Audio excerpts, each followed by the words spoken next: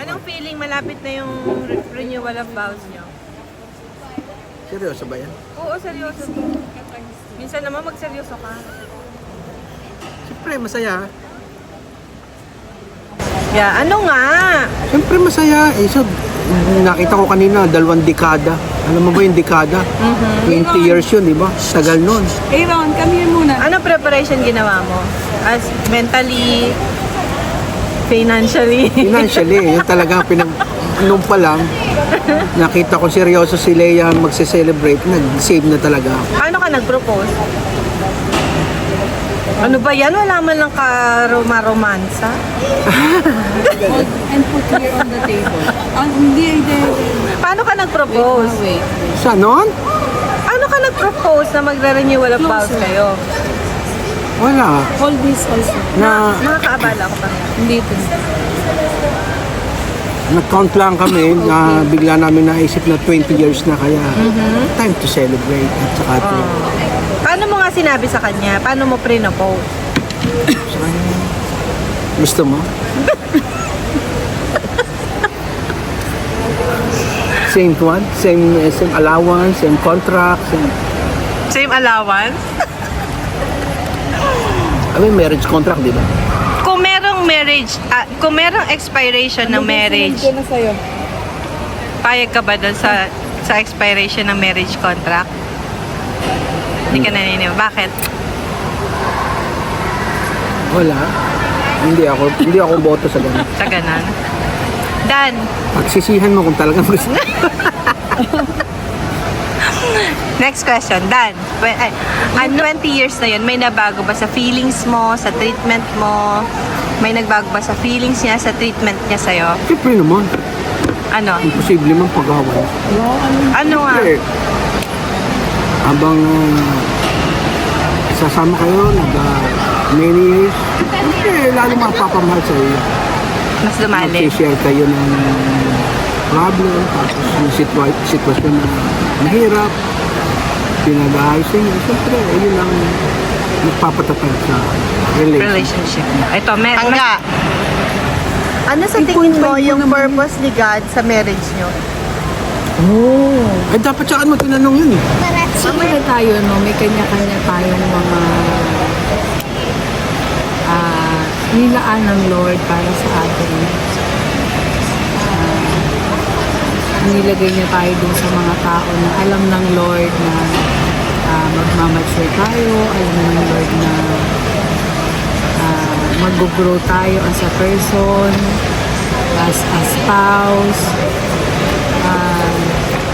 hindi lang sa yung din, yung makakatulong mo din sa paglago mo bilang Kristiyano, yung purpose na nakikita ko doon.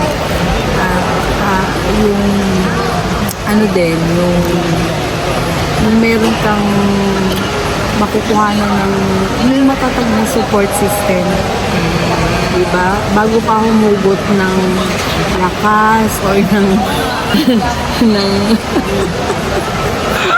bago ka lumapit sa ibang tao, meron kang binigyan ka ng Lord ng partner na alam niya na malalapitan mo at magiging lakas mo sa bawat tao. Yun lang po. Thank you, Pangga. About you, Dan, anong purpose ni God sa marriage nyo? Where's Claire? Seryoso na ba to? Seryoso to? Ano ka ba? Mukha ba akong hindi seryoso? Wala na akong sasabihin sa boss ko.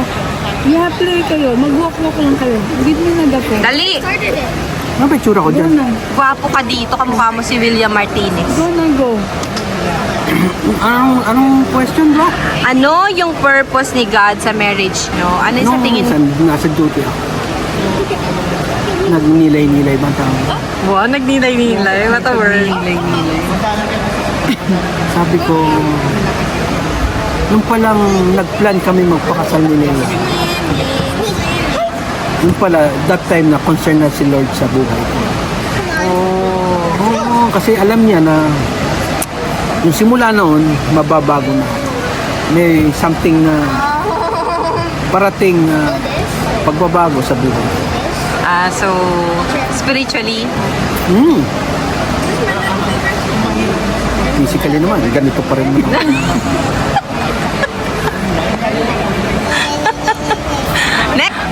kayo lumalapit sa Panginoon? Halimbawa, pagka nagkakaroon kayo ng challenges sa marriage nyo, paano nyo nilalapit yun sa Panginoon? Come on. Ganun talaga kami. Ewan ko kung basta lumalabas sa amin na basta may problema o kung may challenges na gano'n. Either si Leia o ako magsasabi, Papa, pray tayo.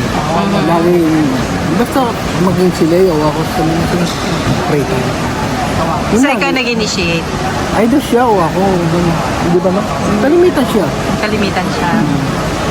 Naniniwala ka ba na ang woman of God ay katulad ni Leia, ang isa sa naging pagiging matibay ng marriage nyo? Oo naman. Yun ang instrumento ng Lord sa akin. May time ba na naging cold ka sa marriage nyo? Hindi. Wala yata. No? Kasi pagka-cold ako, nag-yelo na kami. May time isip mo tuwing nakikita mo, pag pinagmamasdan mo siya. Minsan, nag-aaway kami niyan. Mm. Ewan ko. Sabi ko sa iyo, dapat hindi to. Ito sikreto dapat. Dapat sikreto to. Hindi sinasabi. Hindi nalalaman ng partner. Basta kung may time na pag nag-aaway kami, feel ko guilty ako.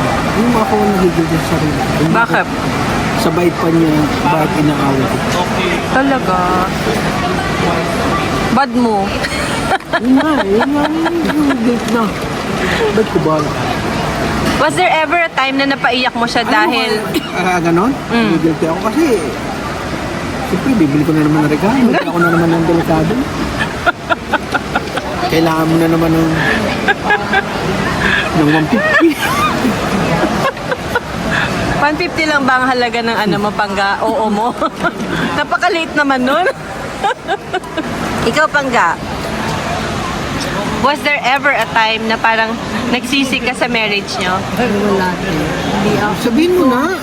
Hindi ko naramdaman na hindi ako kamahal-mahal at hindi siya kamahal. Pag may times na nagiging, halimbawa, di ba hindi naman palaging constant ang love, yung affection mo sa asawa mo, anong ginagawa mo para bumalik ulit yung passion, yung burning passion sa love mo?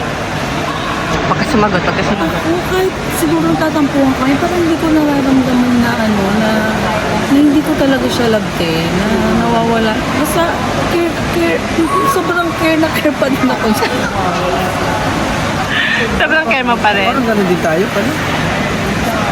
Oo, ganun. Totoo, walang halong pag-e-echo. Talaga? Oo. Dani, ano ang number one reason bakit mo minahal si Leia? Minsan kasi, ang lalaki naghahanap ng reason kung paano gagalitin, paano magagalit ang babae. Di ba? Daw. Yun nga, hindi pa ko tapos. Introduction. May conclusion pa nga. May body. Intro, body, tsaka conclusion. Oh, yala. Pero pag alam mo talaga yung babae, asawa mo, talagang karapat-dapat na hindi gagawa ng kalokohan, hindi mo talaga magtatangka ka eh. Hindi ko alam kung talagang ang reason niya sa babae, kung talaga ang bakit ang mga lalaki nagloloko o hindi. Pero sa akin, kahit paano sabihin ko, si Leia, mabait, ang magulang niya, mabait. Ano pang reason ko para hindi ko siya mahalin, di ba? Good answer. About you, Pangga? Pero sa kabila ng bagay na yun, alam niyo, natanggap niya ako. Natanggap niya pa din ako. Naayos kami na eto nga, salamat sa Lord. Ano yun? Dito kami ngayon. Hindi pa ko alam, huwag na natin rin hanggang gano'n na lang. Hanggang outro na lang. Sabi ko, love talaga niya ako. Talagang ang Lord Pinagtiyap talaga kayo ng tadhana, ano? Dani, sabihin mo nga sa amin yung history, paano mo siya niligawan? 20 years ago, paano mo siya niligawan? Gusto namin malaman yan. Kaya ka nagkakape dahil dyan eh. Alam na naman nila, di ba? Hindi, sa mga hindi nakakaalam. Ano ba yun? Una talaga, Nakita ko yan sa Sakay ng jeep. Oo, Ah, sakay sabi ng ko na Okay. Yossi pa ako noon kasi hindi naman ako sa Tapos friend ko yung pinsan niya na siya yung collector sa jeep. Sa akin. Ah, collector sa jeep. Okay. Sinabi ko talaga doon sa akin, sabi ko, liligawan ko yung babae mo. Sabi niyang, pinsan pala niya. Sabi, pwede ako makatulong dyan. Yun, nakuha na. Pero hindi agad right away na pinuntahan ko siya sa bahay. Tapos yun, sakto naman na nag-close yung kalsada sa bahay, sa amin. Doon kami dumadaan ngayon sa harap nila. Doon sa kanilang barangay. Ito lagi ko nakikita nag-uuyayi. Ang Hindi short. nila alam ako, Yaye. Ano? Yaye. Anong uyayi? Ano nga yung Yaye? Hindi nila alam yun. Nagduduyan. Dodo yan. Bibigyan siya ng short. Ikli ng short, nadala ka pala sa shorts. Okay. O, tapos? Yun, sabi ko, naging interesado lalo ako na. Hanggang siya sinabi ko na doon sa kasama, doon sa pinsan niya, ay, bilisan mo ah. Kanin mo ang pangalan. Basta gusto ko na agad ng mga Pakilala siya. Okay. Hanggang ngayon, nakita sa ligon. Tumutangan sa bahay. Pinuntahan mo agad sa bahay? Oo! Ang hirap pa naman doon. Bilis mo naman. Okay, tapos? Ang mga bataan doon maraming naglalasing. Oh, okay. Ah, delikado yung lugar. Okay. Kailangan kong maging kaibigan yung mga kapitbahay para yung sasakyan ko pagkado ko pinaraan. Ah, okay. Siyempre, Sa bago. plinano mo talaga. Yun. O, sige. Tapos, paano na-develop to ligawan? You have one? No. So Wala na, patuloy ako ng paligaw sa'yo, no? Napakalas ang loob ko nun, eh. Okay. O, tapos, paano na Sabi kayo ko. nag-developan? Sabi ko, akin to. Gusto siya ng nanay ko. Ah, gusto siya agad yung tita Nida? Hindi, ng lola ko. Anong lola mo? Oo, hindi ko nakikita pa yung mga magulang niya. Talaga? Kasi sa lola lang siya. O, tapos, paano kanya sinagot?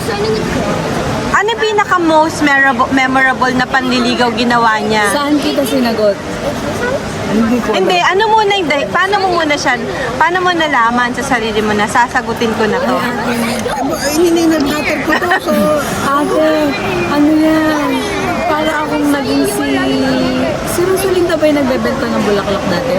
Oo. Para akong si Rosalinda noon. Wow, Marimar. Kasi tuwing pupunta yan sa amin, meron yan daladala lagi na 3 white roses. Hindi yan naakit ang ligaw ng walang flowers yan. Sa mura naman sa simbahan. Tapos bigla siyang hindi nagpakita ng siguro mahaba-haba din. Hindi siya matagal siyang hindi nagpunta ng amin. Na mismo? Oo, doon ko nag-start na hinahanap ko na. Sabi ng pisang ko, aba, binasted mo, walang babalik. Yun pala, nag-aayos na papuntang Vienna, hindi ko alam. Oh, nasad ka? Hindi ko pa yun alam, Terry. Okay. Isang buwan at kalahati matapos akong pasagutin, kasama na ako namimili ng gamit pa sa Vienna pala. Oh, paano mo siya sinagot muna? Eh, di ba Sa binasted ate. mo nga? Eh kasi hinanap ko nga. Tapos Paano mo siya hinanap? Siyempre namimiss mo. Hindi pa uso ng mga cellphone, Terry. Eh, paano mo siya hinanap? Siyempre namimiss mo. Pag dadaan ako dun sa may... Bumalik ang daan dun sa may inyo. Titingin-tingin ako dun sa tapat ng way nila. Dun, alam ko kung saan siya tumatambay. Yung papasok. Pumepesto ako dun sa Kinawin jeep mo. na alam ko kung saan siya nakatambay para makasilay ako. Inawil mang tindahan, ano? Tapos biglang kasi nga wala pang phone noon. Biglang uwian. Na biglang umulpot yan dun sa may gate ng school namin. Okay. Tapos yun, pumunta kami ng Lipa. Yun, doon ko siya sinagot. Ano ba? Sa Fiesta Mall. And then, Yun lang. Tapos, nakakatawa pa yung unang kasi hindi niya pa ako, hindi niya pa ako nung dati pinapupunta sa bahay nila. Eh, kumain kami ng Jollibee. Hihingi ako. Ngayon, pinilit ko talaga na sabi ko, hihingi na ako, hindi ako makakarating ng amin. Hindi ako, Saan ka ba ng jeep mo? ang jeep biyahe tayo noon. So napilitan siya na bumaba kami sa bahay nila para mapahingi ako. Pero ang totoo, nung gusto ko makarating sa bahay nila. Sinimplehan ka pala Dan. Naramdaman mo na gusto ka na niya noon? Ano? Kailan mo naramdaman na gusto ka na rin niya? Ewan ko. Hindi mo naramdaman? Kasi dati nakabataan ko. Malakas ang loob ko talaga. Yung bang confident ako. Confident ka? Pero dito, parang iba yung feeling na Na-challenge ka sa kanya? hindi mag-challenge. Parang yung bang gano'n. Nabato-balani ka sa kanya? Parang meron na reason. O ito, paano niyo nalaman na kailangan niyo na magpakasal?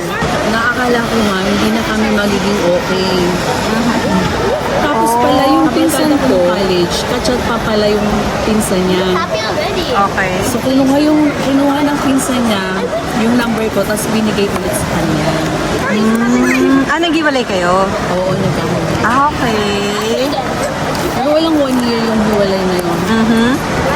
Tapos halos, nung nag-usap-usap kami, halos pabalik na rin siya ulit dito eh. LDR kayo? Nag-LDR Nasa kayo? Libya siya, 3 years siya doon. Hindi, nasa Vienna. Nag-iwalay ba kayo? Ay, hindi kami. Ang tatag namin doon, snail-mail pa ang communication namin. Ngayon sa Vienna. O, Nung tama. Libya kami nagkaroon ng noon nasubok yung Relationship niyo. sa Pero buti na ayos. Doon mas lalong tumibay yung ano yun, niya. Ewan ko, nung umuwi ka ba, nung love mo na talaga ulit ako nun? O nagdadalawang isip ka? Ba't hindi ako nakauwi noon, 3 years? Baka hindi tayo. Talaga?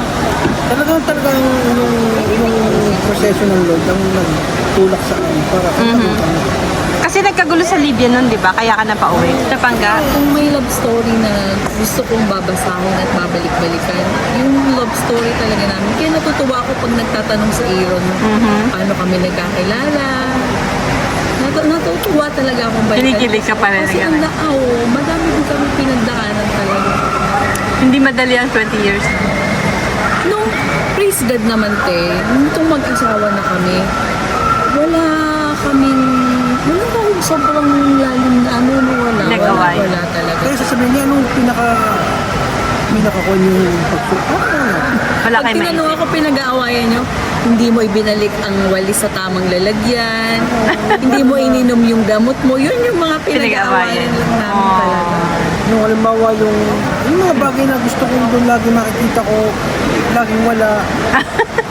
Yung medyo makalat ang bahay, yun lang yung mga pinag-aanuhan Sa namin. mga, ano yan, mga negotiables na yan sa life. Ano love language mo? Love language mo, yung san ka, ano? Naano na natin yan. Ano yung may receiving and giving na love language eh? Ano yung gusto mong natatanggap na form of love sa kanya? Mahilig ka ba sa gifts? Hindi. Basta Presence niya. pansinin lang niya ng pansinin. Quality time. Gusto ko yung halimbawa pag hindi yung So, touch. pag sinabi niyang bago mamaya matagal mag-reply, naiiyamot na ako nun.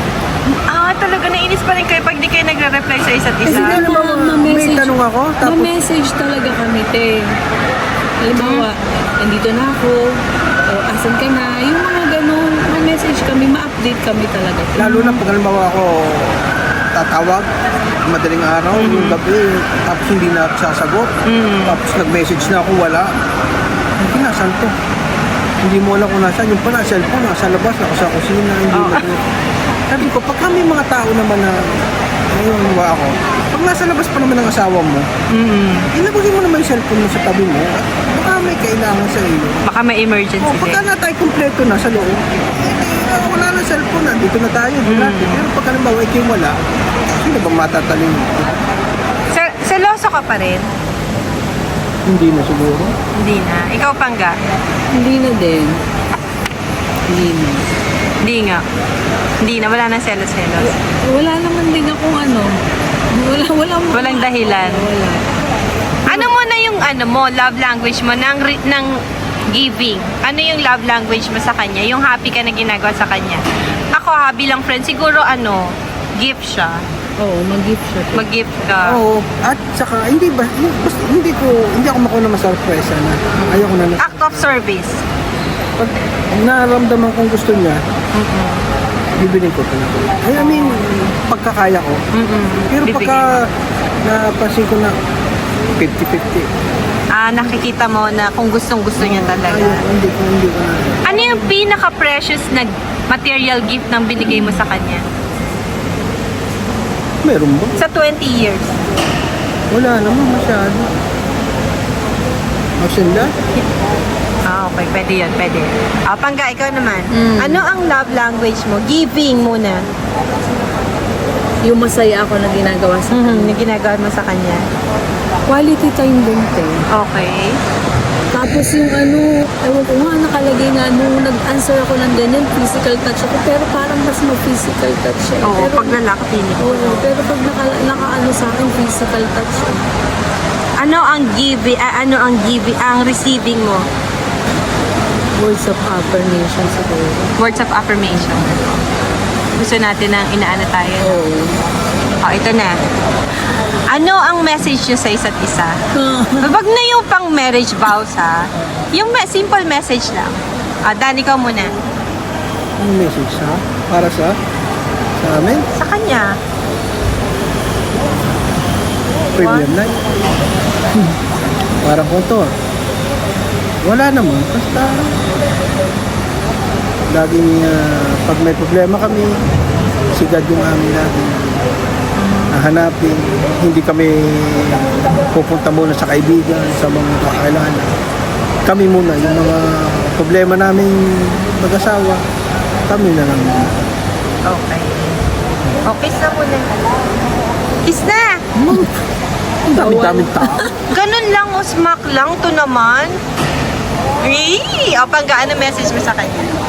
Mahal na mahal ko siya. Simula noon hanggang ngayon, hanggang ako'y nabubuhay, love na love ko siya. Love na love kita. Sinalaan si pala. Basta gawin lang natin na ang Lord ang nasa center ng relationship natin at ayun po na marami pa tayong taon na pagsasamahan.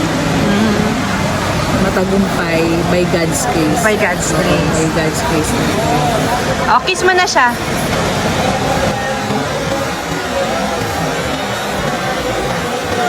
Ito pa, may isa pang dare. Sabi Pili mo- ka muna, 1 to 10. Anong 10 yun? Basta pumili ka 1 May to bopis ba? 10. May bopis? Pili ka 1 to 10. Bopis? Anong number niya? Basta sabi mo 1 to 10. Pagandahin mo kami ganun, mawala pa. Uy, baka kami, 1 to 10. 6. 6. 1, 2, 3, 4. Nasaan na yun? Nasaan na yun? 1, 2, 3, 4, Nasa 5, sila? 6. Nakuha kami, naggawa na. May dare ako dito. The best dares per couple. Sinabi mo 6. Ay nakalagay dito. Give Leia a 10-minute massage later tonight. Kailangan gawin mo yun ha. Pangga, bilang 1 to 10. Baka yung number 7 baka Wala doon. The 7. Teka lang. 1, 2, 3, 4, 5, 6, 7, 8, 9, 10, 11, 10 minutes lang. 12, 13, 14. Ang dami. 8 sa akin. Huwag mo nga, baka yan Ito magugustuhan mo to. Kiss your favorite body part in Danny. Kailangan mabigyan niyo ako ng video niya na. Thank you for gracing me this interview. Happy 20th wedding anniversary. We're looking forward na makita kayo sa wedding niyo. Excited na ako. Sabi nga nila, sabi ko nga dyan, kung may ganyan, may mga part na dapat may sikreto. Dapat hindi mo lahat.